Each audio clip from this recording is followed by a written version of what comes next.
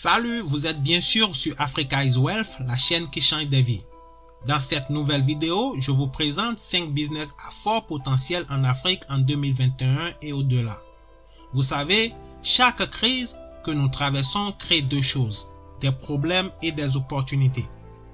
Alors que le monde combat le Covid-19 et ses impacts dévastateurs sur notre système, nous manquons de remarquer les opportunités croissantes qui nous entourent, en particulier sur un marché intéressant comme l'Afrique.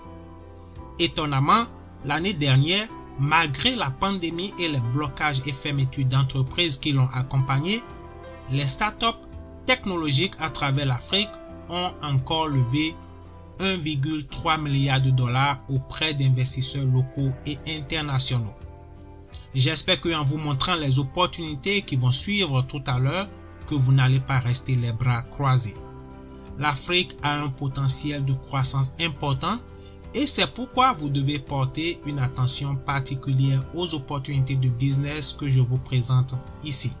Si vous envisagez de démarrer une entreprise ou de vous diversifier dans une nouvelle entreprise en cette fin d'année 2021 ou au-delà, cette vidéo fournit des informations claires pour guider vos prochains mouvements.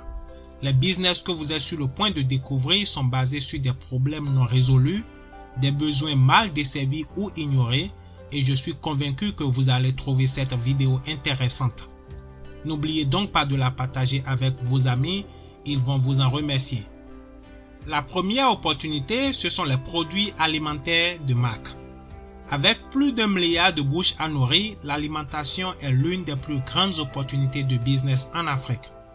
En fait, l'Organisation des Nations Unies estime que l'agro-business sur le continent pourrait valoir 1000 milliards de dollars d'ici 2030, c'est-à-dire en moins de 10 ans.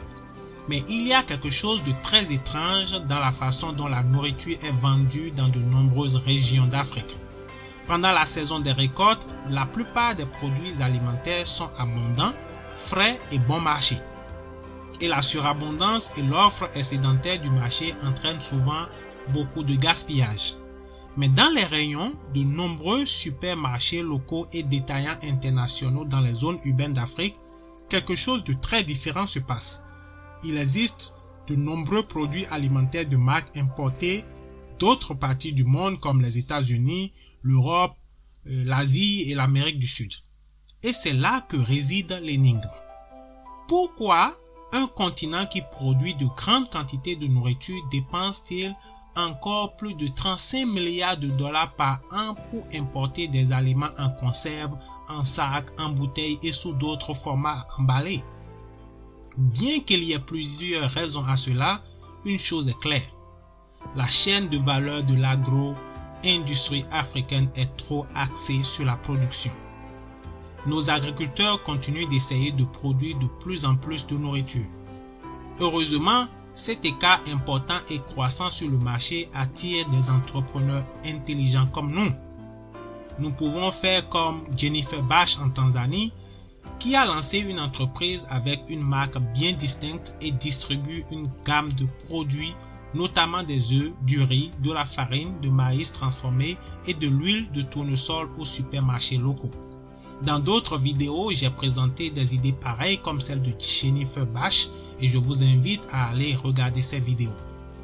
Avec une population de plus de 1 milliard de personnes qui s'urbanisent rapidement et qui devrait doubler de taille d'ici 2050, les goûts et les préférences du consommateur africain évoluent et nous allons entrer dans la danse. Lorsqu'il s'agit de nourriture, les gens accordent plus d'attention à la qualité, à l'emballage, à la marque, à la valeur nutritionnelle, à la durée de conservation, à la commodité et à la disponibilité. N'oubliez pas ça, chers entrepreneurs. La deuxième opportunité sur notre liste est la logistique urbaine. De plus en plus d'Africains s'installent dans les villes et les zones urbaines. Le continent est actuellement la région à l'urbanisation la plus rapide au monde et jusqu'à 1 milliard de personnes pourraient vivre dans les zones urbaines d'Afrique d'ici 2050. Il vaut mieux donc se jeter dans la danse que tard. D'ici 2030, l'Afrique abritera 17 villes de plus de 5 millions d'habitants ainsi que 90 villes d'au moins 1 million d'habitants. Waouh, l'opportunité ici est grande. Et d'ici 2050, il est estimé qu'il y aura un total de 14 mégapoles sur le continent. Les grandes villes offrent d'importantes opportunités économiques bien sûr, mais elles présentent également de très sérieux défis logistiques lorsqu'il s'agit de localiser des personnes et de fournir des biens et services.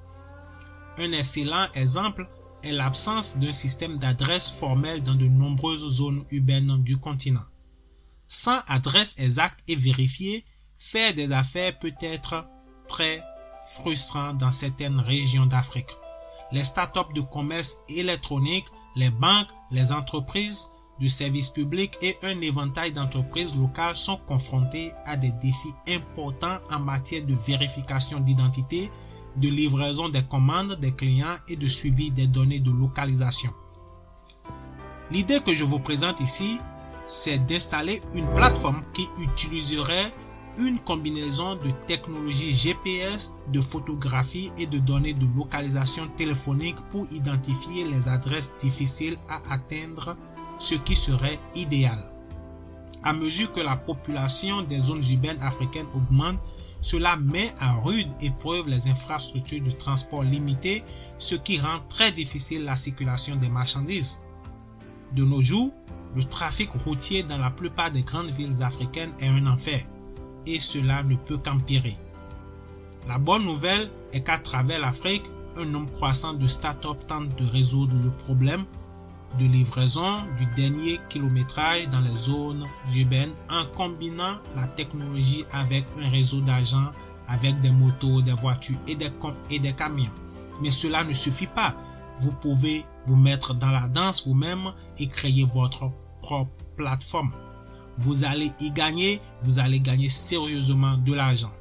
C'est pour vous dire que rien n'est impossible. La troisième opportunité pour fin 2021 et au-delà, il s'agit bien de la cybersécurité et stockage des données. Chaque année, les entreprises africaines perdent plus de 3,5 milliards de dollars à cause des pirates et des violations de la cybersécurité. La cybersécurité devient rapidement l'une des principales opportunités d'affaires émergentes en Afrique en raison des dommages et des pertes potentielles qui sont en jeu. Les individus et les organisations de toute taille sont ciblés. Les attaques vont de simples escroqueries par courrier électronique au vol à grande échelle de données clients, à la fraude, au ransomware, à l'espionnage, au sabotage d'infrastructures et d'autres activités malveillantes. Bien sûr, je sais que je ne vous apprends rien. Et de plus en plus de menaces émergent chaque jour. Selon une étude, jusqu'à 96% des incidents de cybersécurité en Afrique ne sont pas signalés ou résolus, ce qui signifie que les cybermenaces sur le continent sont probablement bien pires que les statistiques officielles. Ça sent une opportunité. Pire encore, l'Afrique ne dispose pas de suffisamment de spécialistes pour se défendre des menaces croissantes. Le continent compte actuellement un écart de plus de 100 000 professionnels certifiés en cybersécurité. En fait, il vous faut profiter de cette opportunité, c'est pourquoi je vous montre les statistiques. Quelqu'un parmi vous, un entrepreneur de Africa is Wealth, doit saisir cette opportunité. Le marché des services de stockage de données connaît également une croissance très rapide en Afrique. En fait, on l'appelle la prochaine ruée vers l'or des données au monde. Les experts du secteur prévoient que la taille du marché des centres de données en Afrique pourrait atteindre 3 milliards de dollars d'ici 2025, avec une croissance à un taux composé de 12%. C'est énorme. Il faut qu'on en profite, les gars. Bon, si vous êtes du secteur, ou si vous n'êtes pas du secteur, vous pouvez toujours profiter en faisant des recherches et vous n'avez pas besoin d'être un génie pour profiter d'un business pareil. Vous pouvez avoir l'idée, concevoir le projet et maintenant recruter les jeunes qui sortent des universités techniques et voilà, vous avez un business. Au cours des 5 dernières années, les principaux fournisseurs mondiaux de services cloud tels que AWS, Microsoft et Huawei ont fait des percées en Afrique. Il faut que nous en bénéficions nous-mêmes. Il faut que nous ayons des entreprises de taille africaine. Récemment, une entreprise appartenant au milliardaire des télécommunications du Zimbabwe, Steve Masiviya, a levé 300 millions de dollars pour construire et étendre des centres de données en Afrique du Sud, au Nigeria, au Ghana et au Kenya. Bon, vous n'êtes pas aussi grand que Steve Masiviya, mais vous pouvez le faire à petite échelle. Pourquoi pas? Et petit à petit, vous aussi, vous pourrez lever des millions de dollars. La quatrième opportunité, c'est la télémédecine. La pandémie de COVID-19 a prouvé à quel point les systèmes de santé africains sont vraiment fragiles. Même si le continent ne représente qu'environ 16% de la population mondiale, nous savons que l'Afrique supporte 23% de la charge mondiale de morbidité. Pire encore, la prévalence de maladies comme le diabète, le cancer et les maladies cardiaques augmente. L'Afrique n'a pas seulement des hôpitaux et des infrastructures de santé inadéquats, l'Afrique a aussi un problème, c'est-à-dire la fuite des cerveaux, la perte de milliers de médecins, d'infirmières et autres personnels de la santé africains qualifiés qui émigrent vers les États-Unis, le Canada, l'Europe et le Moyen-Orient, ce qui constitue un problème beaucoup plus grave. En conséquence, il n'y a qu'environ un médecin pour 5000 habitants en Afrique subsaharienne, contre une moyenne mondiale de 6. Cela signifie que l'Afrique doit optimiser l'utilisation de ses ressources de santé limitées. C'est pourquoi la télémédecine, une innovation qui permet aux patients d'obtenir des services médicaux à distance sans se rendre à l'hôpital, présente des opportunités importantes pour l'Afrique. Une révolution de la télémédecine en Afrique signifie qu'un médecin peut servir beaucoup plus de patients et que les visites à l'hôpital ne peuvent être réservées qu'aux cas graves et aux urgences médicales. Vous, entrepreneurs d'Africa is Wealth, vous pouvez concevoir une plateforme pour effectuer la télémédecine.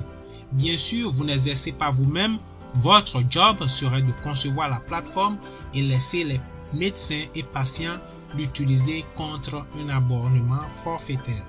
Et bien sûr, vous allez vous faire des sous. Si vous avez des milliers d'abonnés, imaginez ce que vous gagnez. Je vous laisse faire les calculs comme d'habitude. La cinquième opportunité sur notre liste, c'est le e-sport. L'athlète sud-africain d'e-sport Thabo Moloi est entré dans l'histoire en devenant le premier joueur africain à être sponsorisé par Red Bull. À seulement 18 ans, il est le meilleur joueur de la FIFA d'Afrique du Sud sur PlayStation et est classé 13e au monde. Au Kenya, Sylvia Gatoni, étudiante en droit de 22 ans, est devenue la première femme pro-gamer en Afrique de l'Est à être sponsorisée par une marque mondiale de sport électronique. Les gars, ne laissez pas le train passer sans y trouver siège. Le monde des sports virtuels compétitifs et des jeux vidéo a trouvé un terrain fertile en Afrique. C'est un marché mondial qui a un potentiel de gain important et génère des revenus actuellement annuels de 1 milliard de dollars. Et au cours des 5 prochaines années, l'industrie du jeu en Afrique devrait croître de 12% par an avec l'Égypte, l'Afrique du Sud et le Nigeria en tête du peloton. L'Afrique est la seule région au monde où la population des jeunes augmente. C'est notre opportunité. Il faut qu'on en profite, les gars. Et d'ici 2050, le nombre d'Africains de moins de 24 ans devrait augmenter de près de 50%. En conséquence, l'Afrique représente un marché clé pour la croissance et l'innovation pour l'industrie mondiale du jeu. C'est pourquoi un nombre croissant d'entrepreneurs en profitent et vous pouvez en profiter aussi. La porte d'entrée ici serait la création de salles de jeu bien équipées et organiser des compétitions pour dénicher les meilleurs, les encadrer et les mettre sous contrat. Au fait, vous devenez le manager et pour tout sponsorship, vous aurez votre part du gâteau. Croyez-moi, vous ferez des millions avec cette stratégie. Je serai ravi de vous entendre sur vos réussites, vos défis, vos suggestions et vos questions. N'oubliez pas de laisser un commentaire et de partager ces opportunités avec vos amis. À votre réussite, c'est Jérôme, Monsieur Africa is Wealth, toujours pour vous servir et vous apporter de la valeur. Et à la toute prochaine vidéo. À plus.